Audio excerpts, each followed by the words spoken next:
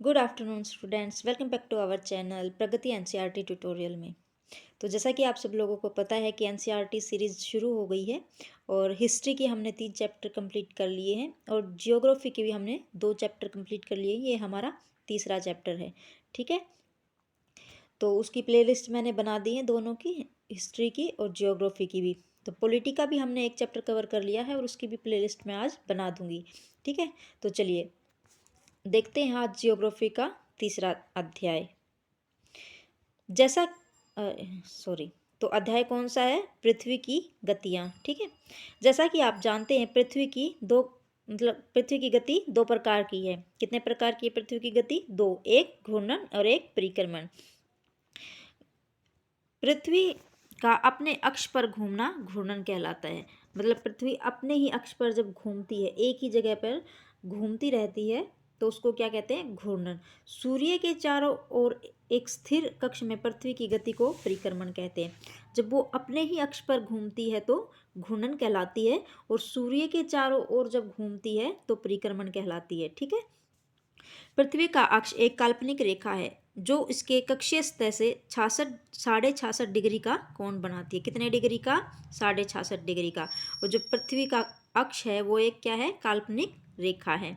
वह समतल जो कक्ष के द्वारा बनाया जाता है उसे क्या कहते हैं? कक्षीय समतल। ठीक है, पृथ्वी सूर्य के प्रकाश से पृथ्वी जो है सूर्य से प्रकाश प्राप्त करती है। पृथ्वी का आकार गोले के समान है, इसलिए एक समय में सिर्फ इसके आधे भाग पर ही सूर्य की रोशनी प्राप्त होती है।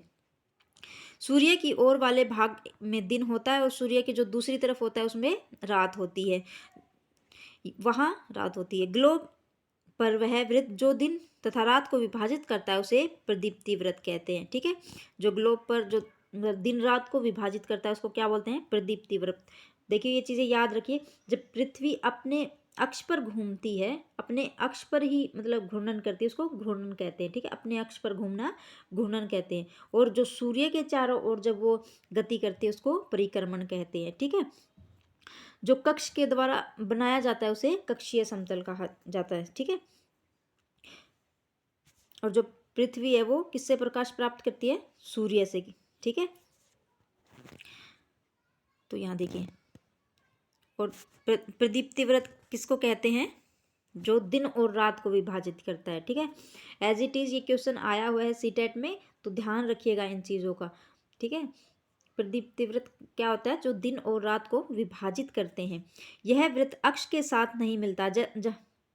जैसा कि आप चित्र तो यहाँ पे दिखा रखा है। ठीक है, जैसे ये दिखा रखा, जो दिन और रात को विभाजित करती है उसको क्या बोलते हैं? प्रदीप्ति व्रत। ठीक है, और एक सूर्य की रोशनी जहाँ पड़ती है उस तरफ तो क्या होती है? दिन होता है, और दूसरी तरफ क्या होता है? रात होती है। ठीक है, पृथ्वी अपने अक्ष पर एक चक्कर पूरा करने में लगभग 24 घंटे का समय लेती है। कितने घंटे का? 24 घंटे का। 24 घंटे की दिन होते हैं ना हमारा। घूर्णन के समय काल को पृथ्वी दिन कहा जाता है। जो वो अपने अपने अक्ष पर घूमते हैं उसको क्या कहते हैं? दिन और रात। ठीक है, दिन कहा जाता है, दिन। पृथ्वी यह पृथ्वी की दैनिक गति है। तो यहाँ पे एक एक्टिविटी दी गई है कि ऐसे हाथ में अपना एक बॉल लीजिए, और टॉर्च से भी हम कर सकते हैं। टॉर्च से अगर बॉल पे लाइट मारेंगे तो एक तरफ ही उसको रोशनी मिलेगी, और दूसरी तरफ जो होगा वो अंधेरा रहेगा। ठीक है, ऐसे ही जैसे सूर्य की रोशनी जब पृथ्वी पर पड़ती है तो एक तरफ रात होती है और दूसरी तरफ अंधेरा होता है। सॉरी, एक तरफ दिन होता है जिस तरफ रोशनी पड़ती है, और दूसरी तरफ रात होता है। और जो दिन रात को विभाजित करते हैं उसको क्या कहते हैं? प्रदीप्ति व्रत। और पृथ्वी अपने ही अक्ष पर जब घूमती है उसको क्या कहते हैं? घूर्णन। और सूर्य के चारों ओर जब घूमते हैं जो ये गति करती है उसको क्या कहते हैं? परिक्रमण। ठीक है, तो चलिए आगे देखते हैं। अगर पृथ्वी घूर्णन नहीं करेगी तो क्या होगा? क्या होगा भाई? एक तरफ अगर घूर्णन वो नहीं करेगी तो एक तरफ तो दिन रहेगा और एक तरफ रात ही रहेगी। तो ऐसे में जो है एक तरफ बहुत गर्मी होगी जिससे सूखा भी पड़ सकता है, पेड़ पौधे नष्ट हो जाएंगे ज़्यादा गर्मी होगी तो। और एक तरफ बिल्कुल ही बर्फ़ जम जाएगी, वहाँ पे भी फिर जीवन संभव नहीं होगा। ठीक है, ज़्यादा दिन लोग जी नहीं पाएंगे। सूर्य के तरफ वाले भाग में पृथ्वी हमेशा दिन होगा, जिसके कारण उस भाग में गर्मी लगातार पड़ेगी। देखिए जैसे मैंने समझाया, दूसरे भाग में हमेशा अंधेरा रहेगा एवं पूरे समय ठंड पड़ेगी। इस तरह की अवस्था में जीवन संभव नहीं हो पाएगा। ठीक है, पृथ्वी की दूसरी गति जो सूर्य के चारों ओर कक्ष में होती है उसे परिक्रमण कहा जाता है। जो पृथ्वी सूर्य के चारों ओर घूमती है उसको परिक्रमण कहते हैं, और अपने ही अक्ष पर घूमना घूर्णन कहलाती है। ये चीज़ें क्वेश्चन में आंसर में आएंगी। ठीक है, इस चीज़ को आप एक एक लाइन इसकी समझ के याद करनी है आपको। बहुत सारे आपको ऑप्शंस मिलेंगे, फिर उन ऑप्शंस के भी ऑप्शंस मिलेंगे। देखिए सीटेट का जो एग्ज़ाम है वो इतना टफ नहीं है, इसको बना दिया गया, और बस थोड़ा सा समय का ये लगा लो। आजकल पेपर बहुत ही लेंदी आने लग गया है।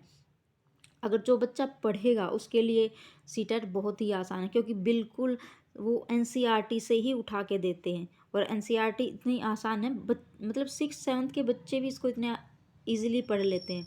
बहुत ही आसान शब्दों में लिखी गई है। ठीक है, अगर इसको समझ के करेंगे तो आप बहुत अच्छा आपकी तैयारी हो जाएगी। पृथ्वी एक वर्ष या 365 का दिन में सूर्य का एक चक्कर लगाती है। हम लोग एक वर्ष 365 दिन का मानते हैं तथा सुविधा के लिए 6 घंटे को इससे नहीं जोड़ते। ठीक है, जो दिन का 1/4 हिस्सा है वो भी है इसमें।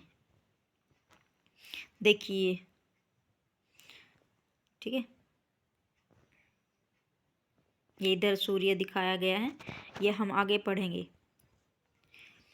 4 वर्षों में प्रत्येक वर्ष के बचे हुए 6 घंटे मिलकर एक दिन यानी 24 घंटे के बराबर हो जाते हैं। 4 वर्षों में जब 6 घंटे जो मिलते हैं वो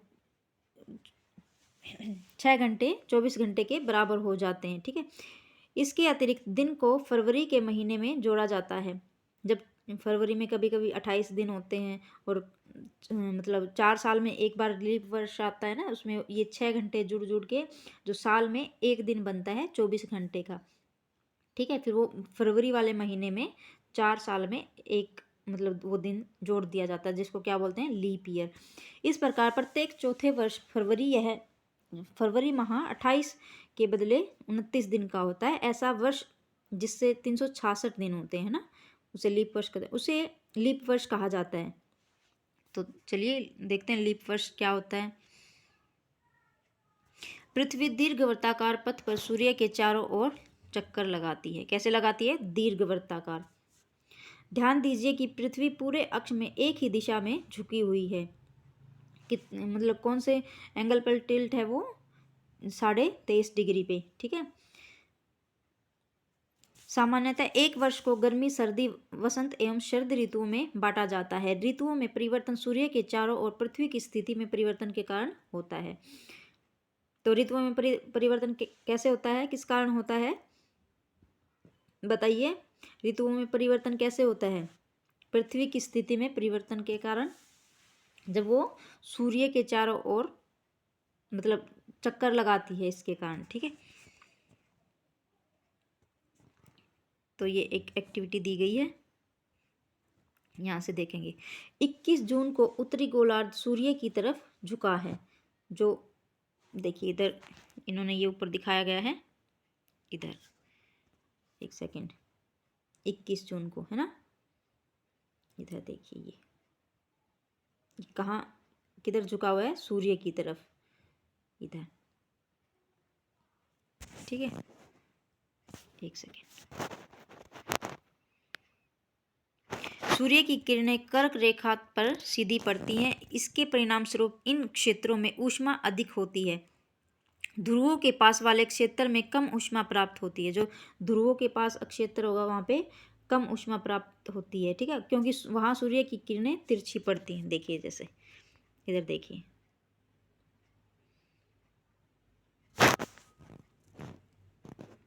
ठीक है, कहाँ गया, तिरछी पड़ी। उत्तर ध्रुव सूर्य की तरफ झुका होता है तथा उत्तरी ध्रुवीय रेखा के बाद वाले भाग पर लगभग 6 महीने तक लगातार दिन दिन रहता है, उत्तरी गोलार्ध के बहुत बड़े भाग में सूर्य की रोशनी प्राप्त होती है। इसलिए विषुववृत्त व्रत के उत्तरी भाग में गर्मी का मौसम होता है। 21 जून को इन क्षेत्रों में सबसे लंबा दिन और सबसे छोटी रातें होती हैं। पृथ्वी की इस अवस्था को उत्तर अयानांत कहते हैं। ठीक है, जो उत्तरी गोलार्ध में बहुत बड़े भाग में सूर्य की जो रोशनी होती है, वहाँ पे सबसे अधिक गर्मी होती है, वहाँ पे गर्मी का मौसम होता है। और 21 जून को सबसे लंबा दिन माना जाता है ना, तो उसको क्या बोलते हैं, उत्तर अयानांत। 22 दिसंबर को दक्षिणी ध्रुव के सूर्य की ओर झुके होने के कारण मकर रेखा पर सूर्य की किरणें सीधी पड़ती हैं। चूंकि सूर्य की किरणें मकर रेखा पर लंबवत पड़ती हैं, इसलिए दक्षिणी गोलार्ध के बहुत बड़े भाग में प्रकाश प्राप्त होता है। इसलिए दक्षिणी गोलार्ध में लंबे दिन तथा छोटी रातों वाली ग्रीष्म ऋतु होती है। इसके ठीक विपरीत स्थिति उत्तरी गोलार्ध में होती है।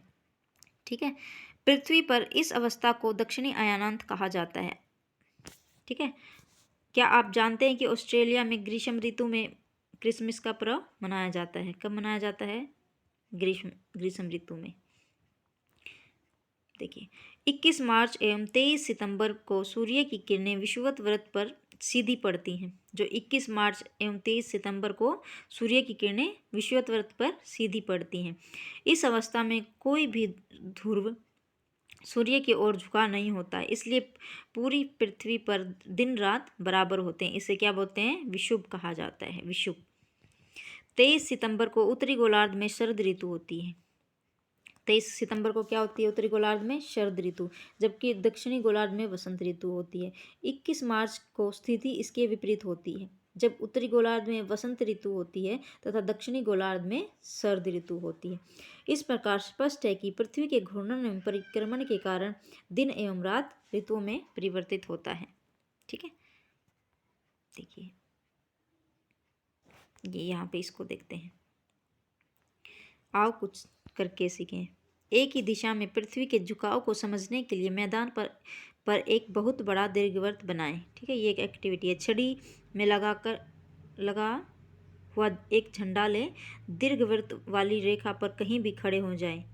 ये एक एक्टिविटी है जो बच्चों से करवानी है। ठीक है, तो देखिए गाइस, कितना छोटा सा मतलब ये चैप्टर है, और कहते कि ये इतना मतलब टफ आता है, इतना टफ आता है। कुछ भी टफ नहीं है। अगर आपको इसको 2-3 बार इस चैप्टर को पढ़ लेंगे ना, इसको रिवाइज कर लेंगे, बहुत ही आसान हो जाएगा आपके लिए ये चीज़। रिवाइज बहुत ज़रूरी है, रिवाइज करना। इसको आप 2-3 बार भी देखेंगे ना, इतना मतलब आसान सा होता है ये। हिस्ट्री तो बहुत ही आसान होती है अगर इसको मतलब अच्छे से पढ़ेंगे तो। ठीक है, तो चलिए आज की हमारी ये क्लास यहीं पे ख़त्म होती है, तो मिलेंगे हम शाम को पॉलिटी की क्लास में। ठीक है, okay, thank you for watching, और लाइक और सब्सक्राइब जरूर करें। ओके।